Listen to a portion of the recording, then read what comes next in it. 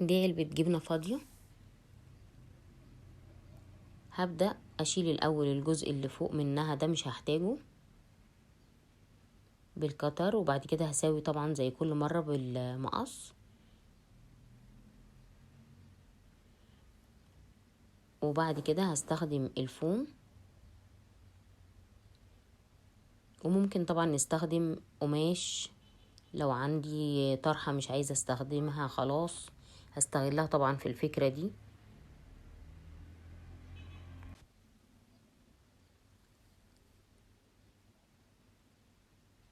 هبدأ بقى اثبتها في العلبة من جوه بمسدس الشمع.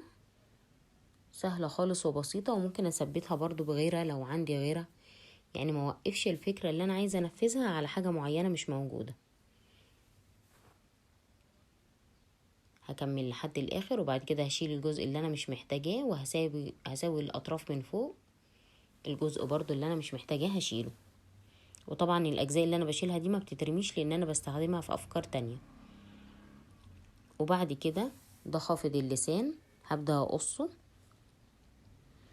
وزي ما نفس المقاس هبدأ اسويه بالمقاسات الباقية عشان ما يبقاش واحدة طويلة وواحدة قصيرة. ودي عصيان شيش هعمل بيها نفس الطريقة، هاخد نفس المقاس بتاع خافض اللسان اللي انا استخدمته برضو. وبعد كده بمسدس الشمع هثبتهم بالتبادل، مرة خافض لسان ومرة عصاية الشيش، مرة خافض لسان ومرة عصاية الشيش لحد الاخر. زي ما احنا شايفين كده الفكرة سهلة خالص وبسيطة، وهتبقى عملية جدا ان شاء الله.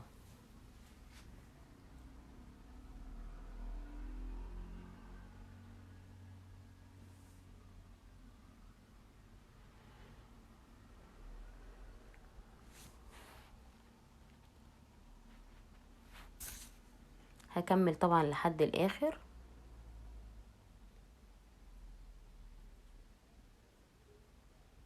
يا رب الافكار تكون عجبتكم، ويكون اللي انا بعمله بينول اعجابكم يعني.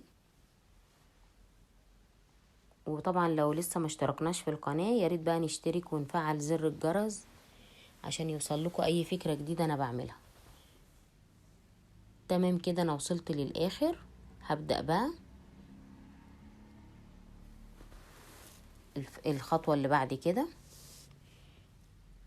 هبدأ اخد شريط رفيع من الفوم، هعمله يد للمنظم بتاعي. هسويه بس كده علشان يبقى متساوي والاطراف تبقى كلها قد بعضها. وجزء من اي لون تاني، انا حبيت ادخل اللون الوردي ده.